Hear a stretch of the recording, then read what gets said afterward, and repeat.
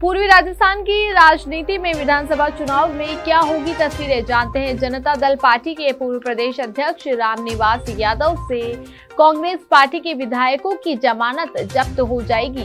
Congress party को आने वाले चुनाव में खामियाजा भुगतना पड़ेगा। रामनिवास यादव ने चाणक्य सिंघवी के तारीफ करते हुए कहा कि राजनीति के चाणक्य जो भविष्यवाणी करते हैं वह सटीक बैठती है। सर, आने वाले विधानसभा चुनाव में राजस्थान के अंदर कांग्रेस और बीजेपी के सीएम के दावेदार कौन हो सकते हैं आपकी नजर? कांग्रेस में तो किसा कुर्सी का चल ही रहा है। अशोक गहलोत जी और सचिन पायलट के बीच जो झगड़ा चल रहा है उसके बाद कोई संभावना नहीं है कि कांग्रेस सरकार बना पाएगी। इनकी संभावनाएं संपूर्ण रूप से समाप्त हो गई हैं। अब रही भारतीय जनता पार्टी कांग्रेस की फूट की वजह से सरकार बनाने के आसपास रहेगी और भारतीय जनता पार्टी में सबसे कुशल राजनेता के रूप में आदरणीय श्री ओम प्रकाश माथुर जी एक अच्छे उम्मीदवार के रूप में चीफ मिनिस्टर के चेहरे हो सकते हैं, जिनमें संगठन की क्षमता भी है और पूरी पार्टी को एकजुट रखने की भी क्षमता उनमें है।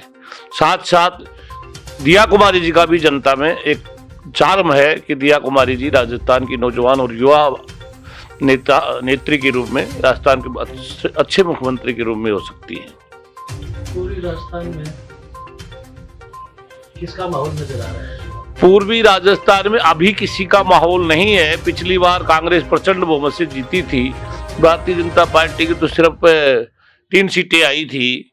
लेकिन इस बार अगर समय रहते पार्टी ने सचिन पायलट को आगे नहीं किया कांग्रेस ने, तो कांग्रेस की संभावनाएं पूर्वी राजस्थान में बहुत कमजोर रहेंगी।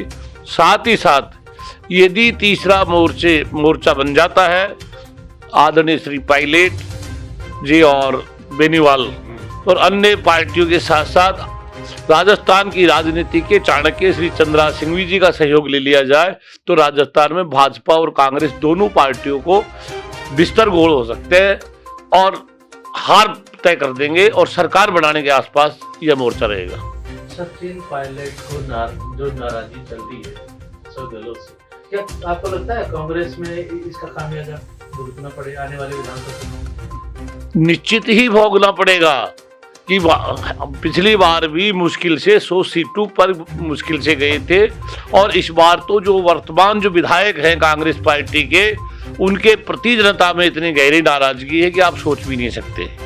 भयंकर नाराजगी है और एमएलए की नाराजगी की वजह से कांग्रेस को बहुत बड़ा खामियाजा भुगतना पड़ेगा।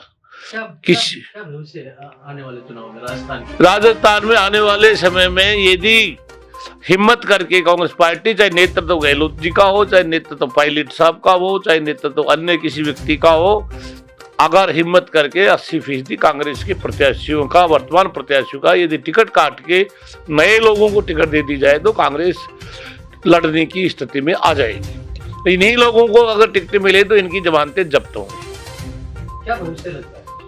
भविष्य तो अभी मैं नहीं कह सकता क्या होगा, लेकिन आज के दिन भारतीय जनता पार्टी अपने आप को खुश महसूस कर रही है कि कांग्रेस की लड़ाई में हम बढ़त प्राप्त कर लेंगे और जनता वोट दे देगी। लेकिन यदि राजस्थान में तीसरा मोर्चा बन गया उसमें सचिन पायलट और बेनीवाल और आम आदमी पार्टी के साथ साथ अगर चंद्रराज सिंघवी जी को जोड़ लिया जाए तो राजस्थान में ये मोर्चा सरकार बनाने के आसपास रहेगा और छोटे छोटे दलों को भी इसके साथ जुड़ जाएंगे।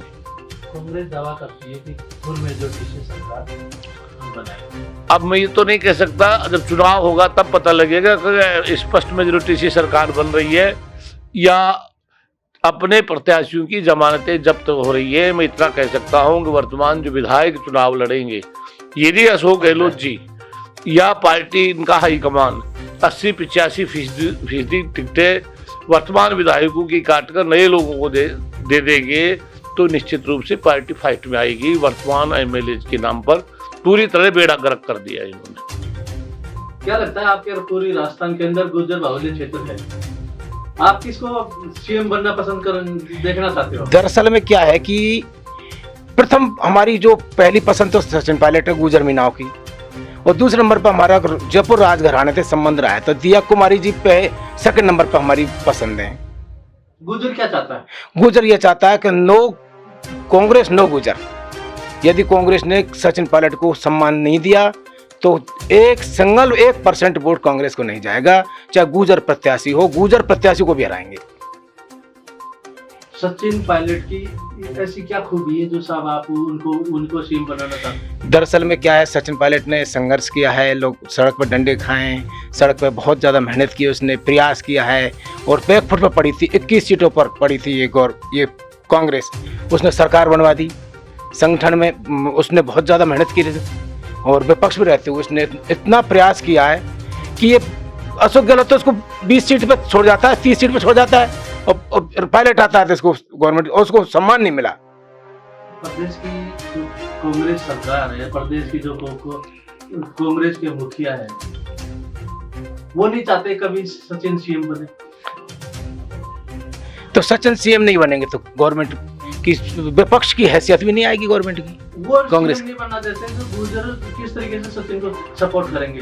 तो अलग फ्रंट बना लेगा तो उसको सपोर्ट करेंगे 100%। क्या सचिन को कोई पार्टी बनाने की योजना? हम 100% सचिन पायलट को तीसरा मोर्चा बनाना चाहिए। साथ है? मुझे साथ नहीं, जो उसमें गुस्सा वोट देंगे सचिन पायलट को।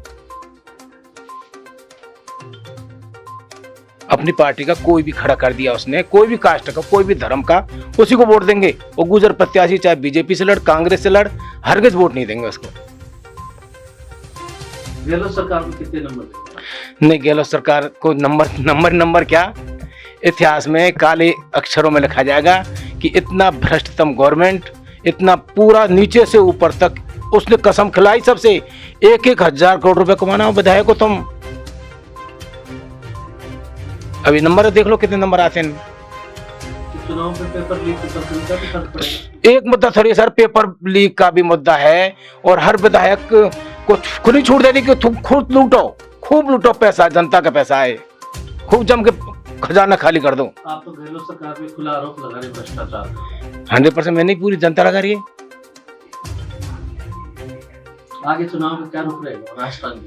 राजस्थान में तो फिलहाल में तो यदि सही चयन कर दिया मुख्यमंत्री का, जैसे कि दिया कुमारी जी कर दी, हमारे राजघराने से जयपुर के संबंध रहे, तो बीजेपी फाइट आ सकती है। कांग्रेस के कोई 3 उम्मीदवार होता जो सीएम का चेहरा बन सके? अब प्रथम तो जनता की पसंद है, वो तो सचिन पायलट है। अब मुख्यमंत्री अशोक गहलोत ये तो रिटायर्ड हो गया, रिटायर्ड पॉलिटिशियन है, तो इसका कोई मतलब ही नहीं। अब देखो साहब, ये तो अब वो ऊपर सेटिंग है इसकी, लेना देना क्या, जमीन में तो इसकी कोई पकड़ है नहीं साहब, ऊपर पकड़ है वहाँ खजाने में। जो पकड़ थी वो रीट पेपर ने, रीट पेपर, ये तो बहुत बुरी दुर्भाग्यपूर्ण बात है कि इतना बड़ा आदमी कानून नहीं बना सका पेपर लीक के बारे में। नहीं, ऐसे अपराधियों को तो कठोरतम सजा का प्रावधान होना चाहिए। राजस्थान के अंदर प्रेजेंट शासन के अंदर बड़ी घटनाएं घटी, जैसे करौली हुआ, उदयपुर हुआ, जोधपुर हुआ, तो इन्होंने कोई खास उसमें कोई एक्शन लिया है? कदम नहीं उठाया। इसने एक बदले की भावना से काम किया इसने। जो हमारे माइनॉरिटी है उनको तो मुकदमा 1% ही बनाया और हिंदू उन पर जबरदस्त मुकदमा बना दिया। ये थोड़ी बदले की भावना से काम किया इसने। आने वाले टाइम में खामियाजा भुगतना पड़ेगा? खामियाजा नहीं, कीमत चुकानी पड़ेगी इसको।